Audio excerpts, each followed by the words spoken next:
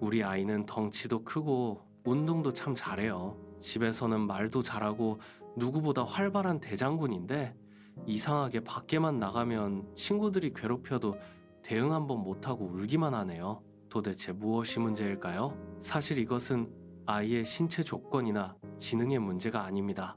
아이의 마음과 뇌가 보내는 세 가지 신호를 먼저 읽어주어야 합니다.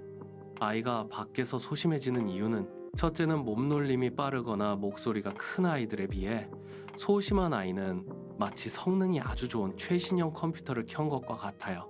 안에는 엄청난 정보와 프로그램이 가득 들어있지만 전원을 켜자마자 바로 실행되지 않고 윈도우 바탕화면이 뜰 때까지 잠시 모래시계가 돌아가는 로딩 시간이 필요한 상태인 거죠.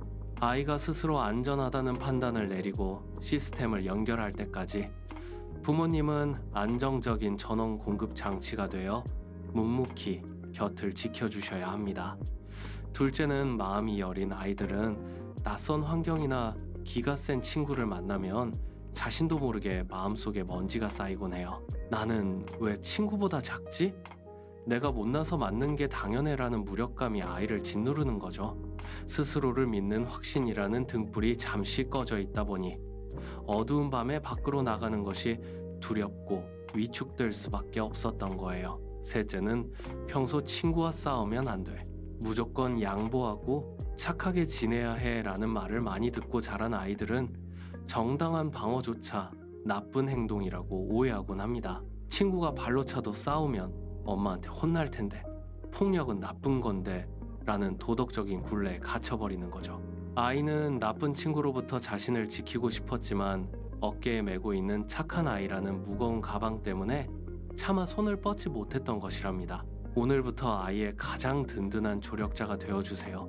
3단계 실천 방법을 알려드릴 테니 꼭 실천해보세요. 1단계는 선택과 칭찬으로 사회적 근육 키우기입니다. 아이의 자존감은 내가 내 삶을 결정할 수 있다는 통제감에서 시작됩니다. 하루에 최소 3번 이상 아이가 결정하게 하세요.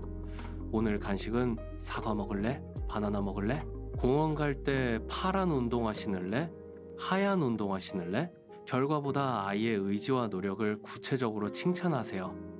네가 스스로 신발을 신으려고 노력하는 모습이 정말 멋지다. 친구에게 먼저 인사하려고 용기 낸 게 정말 대단해. 아이의 의견이 부모님과 다르더라도 일단 끝까지 들어주고 인정해주는 경험을 쌓게 해주세요. 아이가 생각을 말하면 네 생각을 멋지게 말했네 라고 말씀해주세요.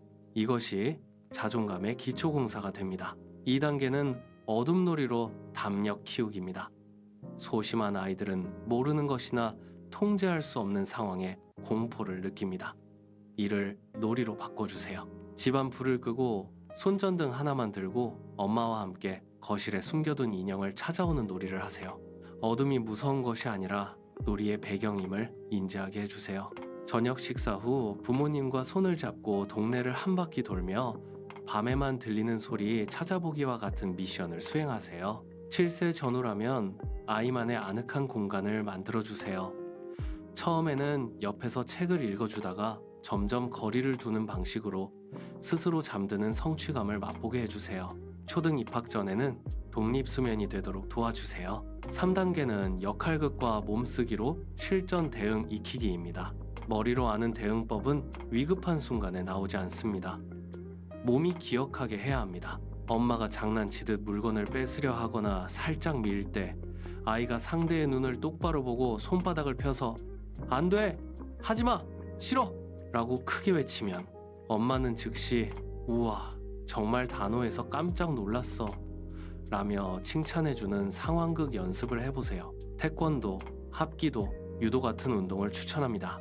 내가 마음만 먹으면 나를 보호할 힘이 있다는 육체적 자신감은 소심함을 치료하는 가장 강력한 약입니다. 혼자 해결하기 힘들 때는 큰 소리로 도와주세요 라고 말하는 것도 엄청난 용기야 라고 가르쳐 고립감을 없애주세요. 친구가 괴롭혀 울고 들어온 아이를 보면 부모님의 마음은 무너지고 때로는 답답함의 목소리가 커지기도 합니다. 하지만 그럴 때 바보같이 왜 말을 못해? 라는 날카로운 화살 대신 아이의 눈을 맞추며 이렇게 속삭여주세요. 오늘 마음이 참 많이 아팠지? 괜찮아. 그건 네 잘못이 아니야. 우리 아까 연습했던 든든한 사자 목소리. 엄마 손 꼭 잡고 여기서 딱 한 번만 다시 해볼까? 엄마가 네 옆에서 끝까지 함께 할게. 넌 세상에서 가장 용기 있는 아이니까. 차가운 다그침보다 따뜻한 믿음이 아이의 얼어붙은 마음을 녹이고 다시 세상을 향해 나아갈 수 있는 단단한 방패가 되어줄 거예요. 소심함은 겁이 많은 것이 아니라 세상을 신중하게 사랑하는 법을 배우는 중인 것입니다. 아이의 모래시계가 멈추고 환한 미소가 뜰 때까지 부모님의 믿음이라는 전원을 끄지 마세요.